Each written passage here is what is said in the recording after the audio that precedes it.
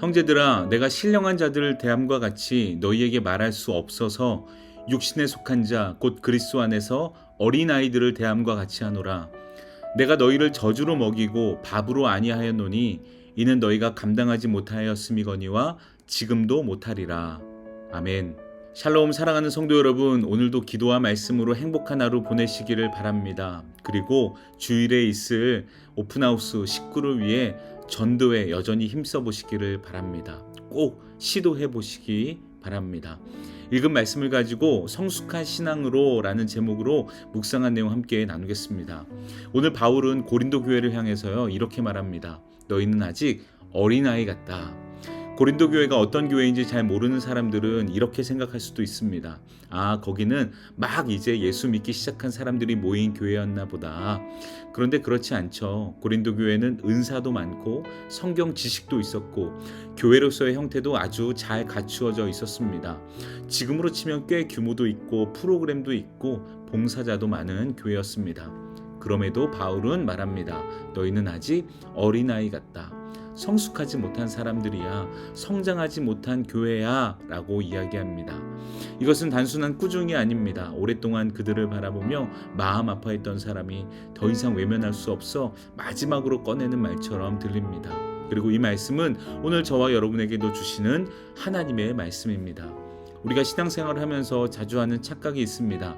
교회를 오래 다니면 자연스럽게 신앙이 성숙해질 거야 라고 생각하죠. 직분을 받으면 성숙한 사람이 되는 줄 압니다. 성경을 많이 알면 이 사람은 꽤 성장한 사람이야, 성장한 신앙인이야 라고 여깁니다. 물론 그렇습니다. 그럴 가능성도 꽤 큽니다. 그런데 오늘 본문은 그렇지 않을 수도 있다고 이야기합니다. 바울이 성숙해야 할 때가 된 고린도 교회를 어린아이라고 부르는 이유는 딱 하나였습니다. 바로 너희 가운데 시기와 분쟁이 있으니, 그러니까 지식이 없어서가 아닙니다. 경험이 부족해서가 아니었습니다. 성도들과의 관계가, 또 함께 세워가는 공동체의 리더와 팔로워들, 그런 관계가 아직 성숙한 자리까지 나아가지 않았기 때문이란 것입니다. 이것은 바로 육적인 이야기라고 얘기했죠. 그리고 바울은 이어서 이렇게 말합니다. 내가 너희를 저주로 먹이고 밥으로 아니하였다. 젖은 쉽게 삼킬 수 있는 음식입니다. 쉬운 음식이죠. 그러나 밥은 씹어야 하고 내가 소화해야 합니다. 바울은 지금 고린도 교회가 여전히 영적으로 젖만 찾고 있다고 말하고 있습니다. 어린아이를 한번 떠올려 보실까요? 아이들은 자기 자신이 중심인 존재입니다.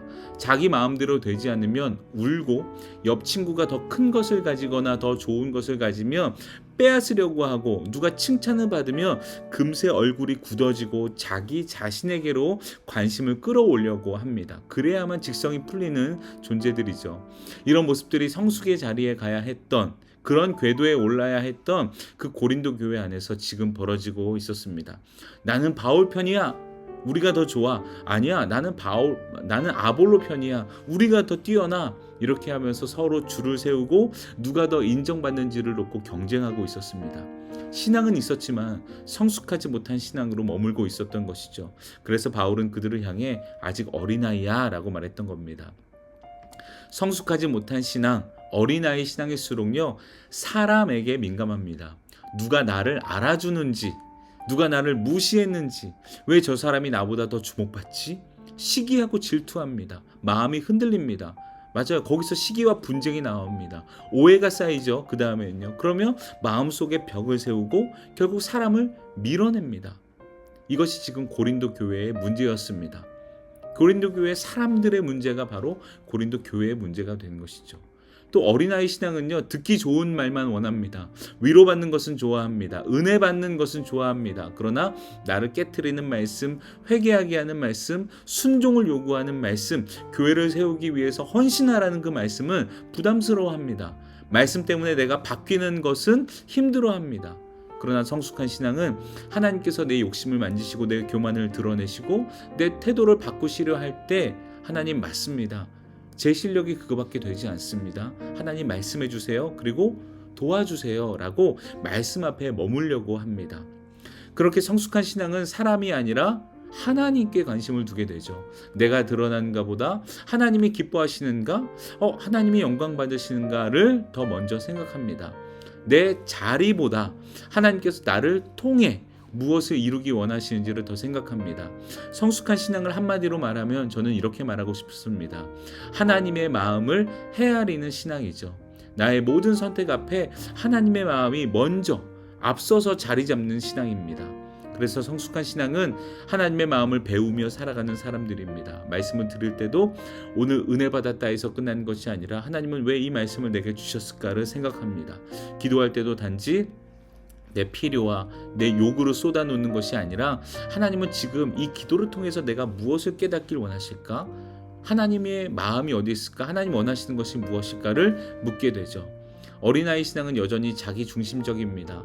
신앙생활도 결국 내 감정, 내 만족, 내 기준, 내 자존심을 중심으로 움직입니다. 그래서 조그만 서운해도 흔들리고 인정받지 못하면 마음이 무너지고 내 뜻대로 되지 않으면 쉽게 시험에 듭니다. 그 사람은 또 정죄하기도 합니다. 그러나 성숙한 신앙은 점점 자기 자신보다 하나님을 더 크게 보기 시작합니다. 그래서 성숙한 사람은요, 손해를 보더라도 결국에 공동체를 세우는 선택을 합니다. 내 자존심이 조금 깎여도 관계를 붙듭니다. 공동체를 먼저 생각하는 사람이 바로 성숙한 신앙입니다. 교회를 먼저 생각한다는 것이죠. 내 뜻이 드러나는 자리보다 하나님의 뜻이 나를 통해 또 교회를 통해 드러나는 것을 더 귀하게 여깁니다. 왜냐하면 성숙은 내가 얼마나 커졌는가가 아니라 내 안에서 하나님이 얼마나 커지고 계시는가이기 때문입니다. 바울은 지금 고린도 교회를 향해 이것을 말하고 있습니다. 너희가 은사가 없는 것도 아니잖아. 지식이 없는 것도 아니잖아. 그런데 왜 아직도 시기하고 다투고 자기를 주장하고 사람을 따라가고 있어? 왜 아직도 중심에 하나님보다 내 자리, 내 자존심, 내 위치가 더 중요해? 그래서 너희를 어린아이와 같다고 얘기하고 있어 라고 말하는 것입니다. 여러분, 신앙의 성숙은 말투에서 드러납니다. 관계에서 드러나고요, 선택에서 드러납니다. 하나님을 오래 안다고 하면서도 여전히 내 감정과 내 자존심이 모든 결정의 중심에 있다면 우리는 아직 더 자라가야 합니다. 그러나 오늘도 하나님은 우리를 포기하지 않으시죠. 말씀으로 다듬으시고 공동체 안에서 훈련하시고 사람들을 붙이셔서 우리를 자꾸 다듬어 가십니다. 때로는 실패와 기다림을 통해 우리와 교회를 성숙하게 만들어가고 계신 줄 믿습니다. 그러므로 중요한 것은 매일 하나님의 마음을 배우며 살아가는 것입니다.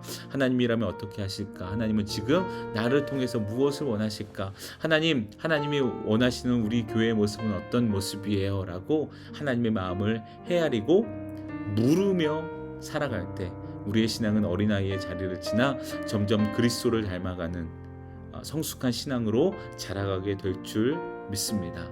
함께 기도하겠습니다. 하나님 감사합니다. 오늘도 말씀을 통해서 우리에게 말씀하여 주시니 감사합니다. 깨닫게 하시니 감사합니다. 어린아이의 신앙이 아니라 성숙한 신앙인으로 하나님의 마음을 헤아리는 사람으로 살 수 있도록 인도하여 주옵소서. 하나님의 마음을 헤아리며 오픈하우스 식구를 잘 준비하는 저희가 될 수 있도록 인도하여 주옵소서. 예수님의 이름으로 감사하며 기도합니다. 아멘. 네, 여러분 말씀을 가지고 결단하며 기도하시고요. 오픈하우스 식구를 위해서 계속해서 기도하시고 전도의 끈을 놓지 마시기를 바랍니다. 함께 합심하여 기도하겠습니다.